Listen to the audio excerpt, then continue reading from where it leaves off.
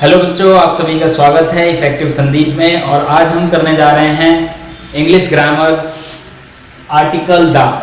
Last video में हमने आपको सिखाया था कि द का यूज कहाँ कहाँ किया जाता है। तो चलिए आज स्टार्ट करते हैं आगे की ओर। यहाँ पर आपका before names of seas, rivers, groups of island, chains of mountains, plural name of countries. अब दा का यूज हम ऐसे ही करते हैं कि किसी सीज, समुद्र का नाम हो तब भी हम दा लगा के करते हैं, ठीक है। ग्रुप ऑफ आइलैंड हो तो हम दा लगाएंगे। चेन्स ऑफ माउंटेन्स हो, अगर माउंटेन्स की चेन है पूरी तो उसमें हम दा लगाएंगे। Plural names of countries, plural name होगा अगर कंट्री का तो भी आप दा लगाएंगे। एग्जाम्पल के तौर पे ले लेते हैं द इंडियन ओशन। अब इंडियन ओशन के आगे क्या लगाया है? दा, ध्यान रखना। फिर यहां पर क्या है? द हिमालयाज। अब माउंटेन्स है पूरी तो the Himalayas. The Andaman and Nicobar, Andaman and Nicobar island है ये आपका। तो ये आपको याद रखना है कि कभी भी अगर दा लगाना है तो याद रखिए कि रिवर्स है, सीज है, ठीक है, और ग्रुप ऑफ आइलैंड है, चेन ऑफ माउंटेन्स है, प्लूरल नेम ऑफ कंट्रीज है। अगर ये सारे हैं तो इसका मतलब क्या है कि आप वहां पर दा का यूज करेंगे।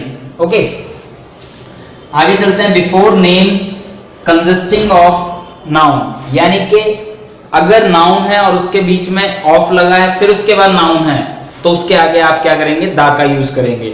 जैसे कि मैं आपको एग्जांपल बता देता हूं। यहां पर है द बे ऑफ बंगाल, ठीक है। द बे ऑफ बंगाल क्या है कि बे ऑफ फिर बंगाल, यहां पर बे है, यहां पर बंगाल है, ये दोनों नाउन है और नाउन के बीच में क्या है? ऑफ। तो यहां पर क्या लगाओगे? दा। ये याद रखिएगा, ठीक है। ये की पॉइंट्स हैं, आपको इसको याद रखना है कि before names of consisting of noun, यानी नाउन ऑफ नाउन अगर है तो वहां उसके आगे हमें क्या लगाना है? दा, ठीक है। अब जैसे ये है the United state of America, the United state of America. United एक नेम हो गया यानी कि नाउन हो गया, ठीक है। अमेरिका आपका नाउन हो गया। तो दोनों नाउन के बीच में क्या आ रहा है? ऑफ। अगर ये आ रहा है तो ये यहां पर आप क्या लगा देंगे? दा। तो यहां पर दा का यूज करेंगे आप। ओके, इस तरह से ये आपका पूरा हो जाता है, ठीक है। अब यहां क्या है? बिफोर अ सरनेम, अगर कोई सरनेम है, ठीक है, किसमें? In plural form. अगर हम प्लूरल फॉर्म में यूज कर रहे हैं उस सरनेम को तो वो आपका क्या कहलाएगा? वहां पर दा का यूज करेंगे।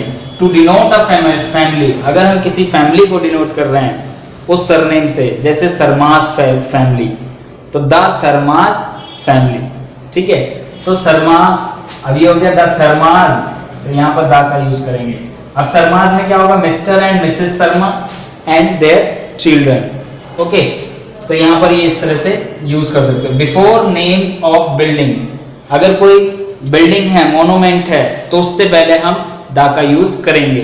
ओके, जैसे अब यहाँ पर देख लेते हैं। बिल्डिंग्स में हो गया, होटल हो गया, रेस्टोरेंट्स हो गए और म्यूजियम्स हो गए, थिएटर हो गए, सिनेमाज हो गए, इन सब के आगे आप क्या लगाएंगे? दा, ठीक है। अब यहाँ जैसे मैंने लिख दिया द व्हाइट हाउस। अब ये क्या है? बिल्डिंग है, ठीक है, पॉपुलर बिल्डिंग है, तो द व्हाइट हाउस। ओके, यहाँ पर क्या था? हयात रेजेंसी, हयात होटल सुना होगा आपने, the Hyatt Regency, the National Museum, the Taj Mahal. तो ये क्या है? अब इनके आगे आप दा लगाएंगे। तो दा का यूज आपको प्रॉपर पता लग रहा है कि कहां कहां यूज किया जाता है। बिफोर नेम्स ऑफ न्यूज़पेपर, अगर हम न्यूज़पेपर देखें तो बहुत तरह के न्यूज़पेपर आते हैं, तो उनके आगे भी, उनके नाम के आगे भी क्या लगता है? The. The Hindustan Times, the Times of India, ठीक है, the India Today. Okay, these are the example of magazines and newspaper. तो मैगजीन्स में भी कई सारे नेम आते हैं तो उसमें भी दा लग जाता है, ठीक है। अब बिफोर नेम्स ऑफ रेसेस, जाति धर्म में भी आपका क्या लगेगा? दा लगाएंगे। Ethics, groups and communities, the six, ठीक है। अब द सिक्स, द चाइनीज, ठीक है, द इंग्लिश। अब यहाँ पर इंग्लिश वाले बात याद रखना है, ये इंग्लिश किसको रिप्रेजेंट कर रहा है? इंग्लिश मैन, जैसे इंग्लैंड से जो इंग्लिश बोलते हैं उनके लिए इंग्लिश का यूज किया गया है, don't be confuse. Okay, the English का मतलब यहाँ पर यही हो गया कि इंग्लैंड में जो इंग्लिश बोलने वाले लोग हैं उनके लिए यूज किए गए, तो the English. Before names of holy books, अब होली बुक्स क्या होते हैं, जैसे द बाइबल, जो बाइबल हम पढ़ते हैं, कुरान पढ़ते हैं, ठीक है, द गीता, तो इसके आगे भी हमें दा लगाना है, दा के बगैर नहीं करेंगे। बिफोर एब्रीविएशंस, एब्रीविएशंस क्या होता है, शॉर्ट फॉर्म, जो हम छोटे करके लिखते हैं उसको बोलते हैं एब्रीविएशन। तो एब्रीविएशन से पहले भी हम दा का यूज करते हैं, जैसे the UK, the ICICI, okay, the UNICEF, ठीक है, एक्सेट्रा। ऐसे कई सारे एग्जांपल्स आप ले सकते हैं, एब्रीविएशन के साथ आप क्या लगाएंगे, द। क्लियर होगी बात। Before names of inventions, example, who invented the aeroplane. अब कोई भी इन्वेंशन होता है तो उसके आगे आप क्या लगाएंगे, द, ठीक है। Who invented the aeroplane, who invented bulb, who invented radium, ठीक है। तो इस तरह से आप बोल सकते हैं। Before dates, example, he was born on the first. अगर हम डेट बोल रहे हैं, ठीक है, मेंशन कर रहे हैं कोई डेट, तो वहां पर भी दा लगा सकते हैं। क्लियर होगी बात। तो यहाँ पर क्या है, example, he was born on the 1st of Jan 2012। तो आई होप इस वीडियो में यहाँ पर आपको क्लियर हो गया होगा, ठीक है। चलते हैं इसके आगे और थोड़ा सा, इसमें हम आपको बताएंगे कहां पर दा का यूज नहीं होता, क्योंकि ये जान लेना तो अच्छी बात है कि कहाँ यूज होता है, बट इसके साथ ये भी जानना जरूरी है कि दा का यूज कहाँ नहीं करते हैं। कई बच्चे और कई लोग इस चीज को नजरअंदाज करते हैं, जिसकी वजह से गलतियां करते हैं इंग्लिश में। अब यहाँ पर आपको मैं बताऊंगा कि दा का यूज कहाँ पर नहीं होता है। तो चलिए चलते हैं कि ओमिशन का मतलब है कि कहाँ पर आपको दा नहीं लगाना। इससे पहले हमने सीखा था कि दा का यूज कहाँ कहाँ होता है, बट अब हम सीखने जा रहे हैं कि दा को हमें कहाँ पर नहीं लगाना। तो चलिए सबसे पहले देखते हैं, दा is not use before proper nouns. याद रखिएगा कि दा का यूज हम प्रॉपर नाउन से पहले नहीं करेंगे, याद रहेगा। जैसे कि एग्जांपल में ले लेते हैं अमित घोष, इसके पहले आपको दा नहीं लगाना, ओके। यहां पर है कोलकाता, मारुति जैन, जनवरी, संडे, इसके आगे दा का यूज नहीं होगा। इसमें देखते हैं second point, before abstract nouns. Abstract nouns अगर हैं तो उसके आगे दा नहीं लगेगा, जैसे कि पॉवर्टी इज अ कर्स। यहां पर क्या है, एब्स्ट्रैक्ट नाउन है पॉवर्टी, ओके, तो इसके आगे दा नहीं लगा। बिफोर मटेरियल्स नाउन, अगर हम कोई मटेरियल्स नाउन देख रहे हैं लिखा हुआ है तो उसके आगे भी आपका दा नहीं यूज होगा, जैसे वाटर इज प्रीशियस। अब वाटर क्या है, मटेरियल, ओके, तो मटेरियल नाउन है तो इसके आगे हमारा दा नहीं लगेगा, याद रखिएगा। बिफोर नेम्स ऑफ मील्स, अब जो मील्स हम खाते हैं, खाना खाते हैं, ठीक है, जैसे I had some bread and butter for breakfast. तो I had some bread and butter, इसके आगे आपका दा का यूज नहीं होगा, क्योंकि यहां पर क्या है, खाने से रिलेटेड है। Before names of parts of body and clothing, अगर पार्ट्स ऑफ बॉडी है और क्लॉथिंग है कोई कपड़े, तो वहां पर भी दा का यूज नहीं होगा, जैसे कि क्लोज योर आईज, दा क्लोज योर आईज नहीं होगा, ओनली यहां पर क्या रहेगा, क्लोज योर आईज, ठीक है, दा का यूज नहीं होगा। क्लोज योर द आईज नहीं होगा, ये गलत हो जाएगा, ठीक है। अब आते हैं बिफोर नेम्स ऑफ लैंग्वेजेस, अगर हम कोई लैंग्वेजेस बोल रहे हैं एंड ब्रांचेस ऑफ नॉलेज, ठीक है, बिफोर नेम्स ऑफ लैंग्वेजेस, अगर कोई लैंग्वेज है, ठीक है, और ब्रांचेस ऑफ नॉलेज, कोई अगर नॉलेज की ब्रांचेस हैं तो उसके आगे भी दा नहीं यूज होगा, जैसे कि यहाँ लैंग्वेज के आगे हिंदी, फिजिक्स यानी knowledge, branches of knowledge, physics, the physics नहीं होगा, ठीक है।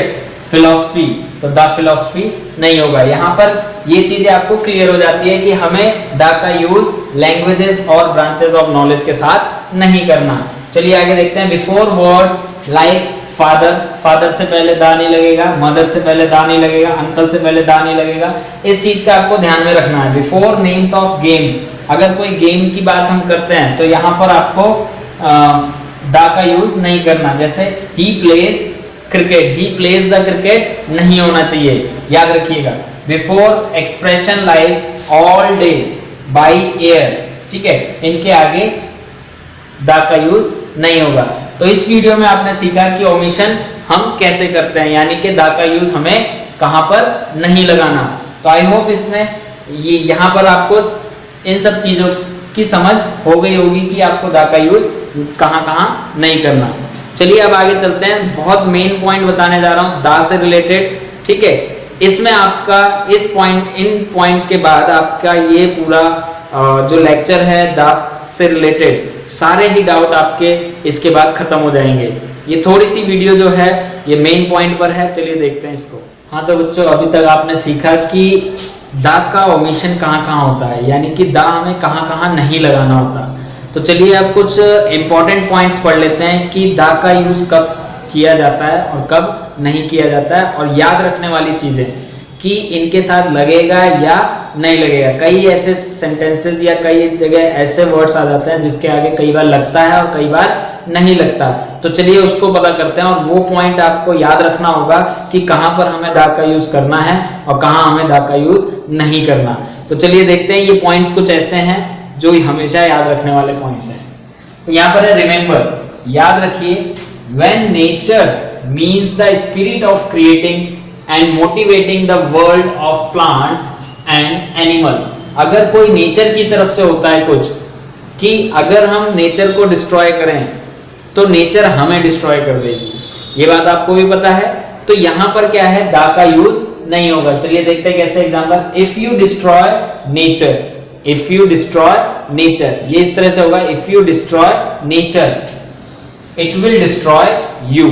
यहां पर ये नहीं करेंगे, if you destroy the nature it will destroy you, ठीक है। यहां पर आपको दा का यूज नहीं करना। तो ये जब भी कभी इस तरह से आएगा, when nature means the spirit of creating and motivating the world, ठीक है, जिससे हमें मोटिवेशन मिलती है, ओके, नेचर की बात आती है, तो यहां पर आपको दा का यूज नहीं करना। क्लियर होगी बात, ठीक है। When home is used alone, अगर होम को हम अकेले यूज कर रहे हैं, when home is used alone और placed directly after a verb, directly after a verb of motion, the is not used. Example के लिए हम देख लेते हैं, बात करते हैं पहले यहां पर कि अगर होम आपका सिंगल हम यूज कर रहे हैं, ठीक है, सिंपल वे में आप होम को यूज कर रहे हो, ठीक है, यूज्ड अलोन और place directly after a verb, और ये वर्ब के डायरेक्टली बाद है या वर्ब के सीधे बाद में आपका होम आ जाता है, तो वहां पर आपको दा का यूज नहीं करना। जैसे एग्जांपल में देखते हैं, शी इज एट होम।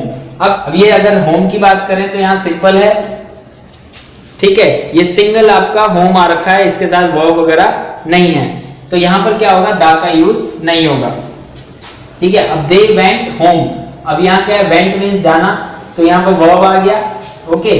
तो यहां पर क्या है, होम है, और वर्ब के बाद में जो आता है आफ्टर अ वर्ब, ठीक है, अगर इसके सीधे ठीक बाद में अगर कोई होम आता है या इसके पहले आपका वर्ब है, तो उसके आगे दा का यूज नहीं करेंगे। क्लियर होगी बात। तो ये हमेशा याद रखना है कि अगर कभी होम हो और सिंगल हो होम, ठीक है, और आपका अगर वर्ब के साथ है होम, तो वहां पर दा का यूज नहीं करेंगे। सिंपल सा मेथड है।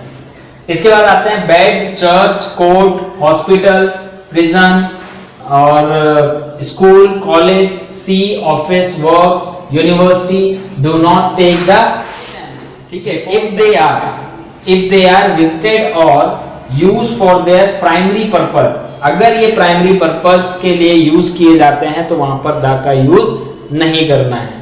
क्लियर होगी बात। यहां पर आपको इनके साथ दा का यूज कब नहीं करना, जब ये प्राइमरी यूज के लिए प्रयोग में लाए जाएंगे, तब आपको दा का यूज नहीं करना है। याद रखिएगा, अभी सेंटेंस जब बोलूंगा, एग्जांपल दूंगा, तो आपको क्लियर हो जाएगा।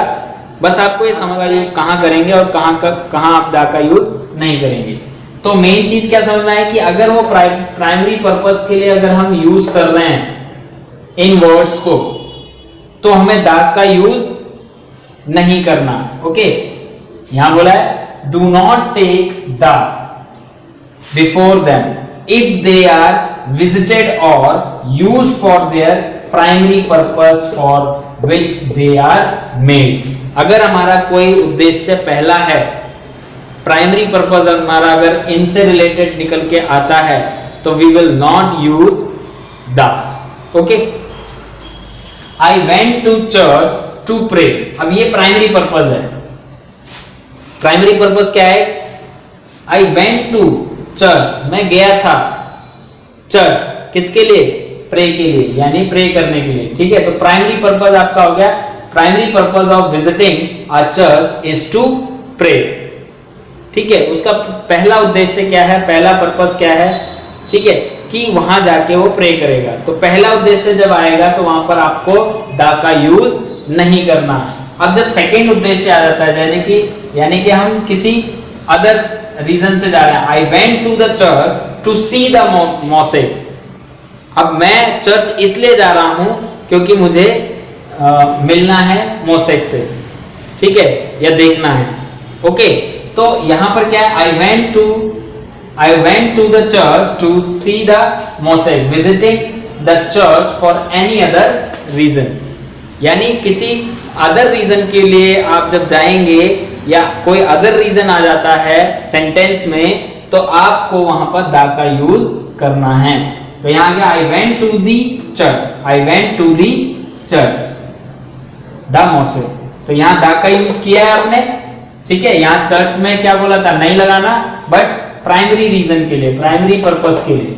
प्राइमरी पर्पस अगर होगा तो द का यूज नहीं करना। अगर रीजन है, ठीक है, तो आपको वहां पर द का यूज करना होगा। सिंपल सा फंडा है, आपको ये याद हो जाएगा, समझ में आ जाएगा। अगर नहीं आए तो एक बार वीडियो को दोबारा जरूर प्ले करके देखिए, आपको जरूर समझ में आएगा। तो आई होप इस वीडियो में यहां तक आपको क्लियर हो गया होगा। और इसके कई पार्ट्स मैंने बनाए हैं, पार्ट 1, 2, 3। ठीक है, इसमें आपको सारी चीज, सारी डिटेल दी है। ठीक है, द का यूज प्रॉपर तरीके से अगर आप स्टार्टिंग से पार्ट 1 से अगर आप देखते हैं सारे पार्ट्स, तो आपको पूरी तरह से पता लग जाएगा कि द का यूज कहां करना है और द का यूज कहां नहीं करना है। इसके अलावा और कहीं से भी क्वेश्चन नहीं आते हैं एग्जाम्स में। अगर ओमिशन के क्वेश्चन आते हैं तो आप इजीली अब इसको कर सकते हो। ये कॉम्पिटिटिव एग्जाम्स में भी बहुत काम आते हैं और ये आपको बेनिफिट दिला सकते हैं अगर आप इसको, इन सारे पार्ट्स को आप अच्छे से देख लें तो आई होप ये वीडियो आपको पसंद आई होगी। और अगर वीडियो पसंद आई हो तो प्लीज एक बार लाइक, शेयर और सब्सक्राइब जरूर कीजिएगा। और thank you guys, thank you very much.